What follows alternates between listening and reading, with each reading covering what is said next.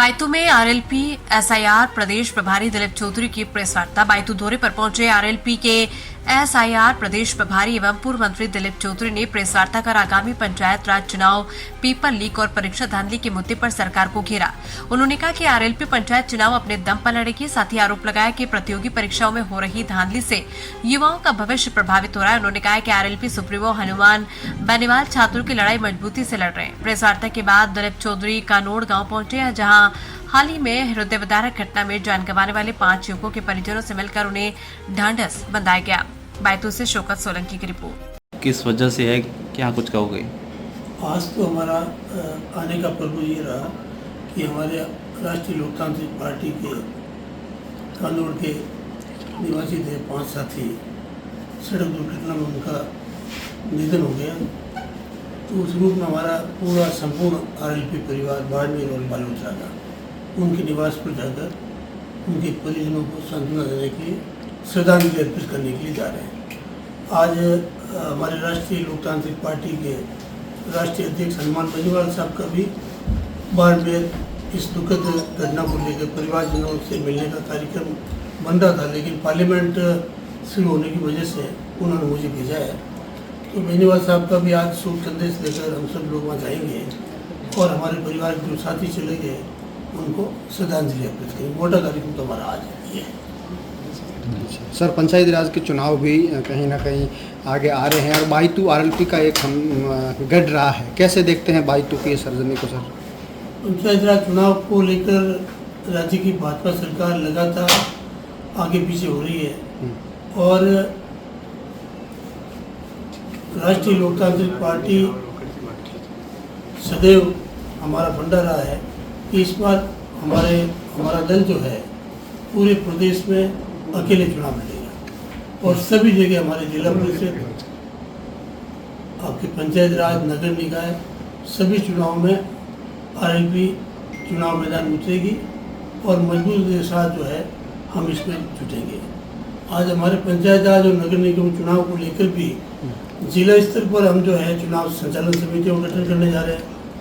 विधानसभा wise और पंचायत समिति wise चुनाव की तैयारी लेकर चुनाव समितियों का गठन बहुत जल्दी हम करेंगे ताकि एक मजबूत तैयारी के साथ हम मैदान में उतर सकें। बाड़मेर और बालोतरा ये सरहद के ज़िले हैं और इन जिलों में राष्ट्रीय लोकतांत्रिक पार्टी की ताकत दोनों अन्य राष्ट्रीय दलों से आज मजबूत है और आरएलपी का रुझान भी ताकतवर है।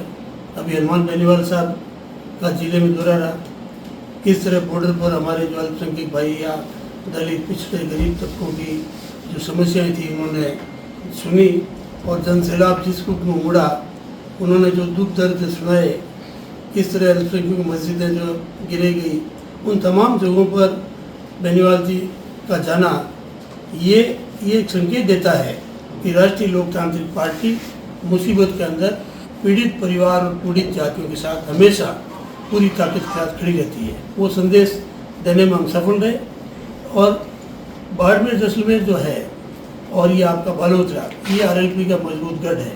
हमारे जितने भी जांबाज साथी है वो रात दिन पूरी ताकत से लगे हुए हैं। आने वाले पंचायत राज चुनाव में भी हमारी बहुत मजबूत भागीदारी सामने आएगी और 2028 का चुनाव भी हम ताकत से तैयारी के रूप में लगे हैं।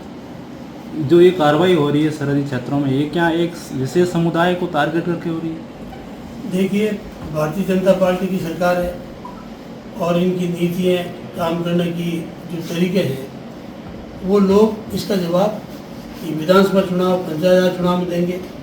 आज गरीब और चाहे अल्पसंख्यक हो, चाहे हमारा दलित समाज हो, चाहे बेरोजगार नौजवान हो, इनके साथ जिस रूप की घटनाएँ सरकार के द्वारा की जा रही है, लोग कुंठित है, नाराज हैं और समय आने पर उनको जवाब देंगे। हाल ही में हनुमान बेनीवाल की सुरक्षा पूरी तरीके से उन्होंने वापस लौटा दी है, तो उनकी जान को खतरा नहीं है क्या? हनुमान बेनीवाल जी को जान का क्या खतरा है? वो तो सरकार ने और पुलिस की जो एजेंसी है उन्होंने कहा था कि आपकी जान को खतरा है, इसलिए उनको अतिरिक्त सिक्योरिटी दी। अतिरिक्त सिक्योरिटी भी उनको बगैर पूछे हटा दी। हनुमान बेनीवाल के साथ तो लाखों जांबाज सिपाही है उनकी सुरक्षा के अंदर, लेकिन सरकार की जिम्मेदारी बनती है कि एक सांसद है, राष्ट्रीय पार्टी का अध्यक्ष है, उनकी किस रूप में सुरक्षा की जाए।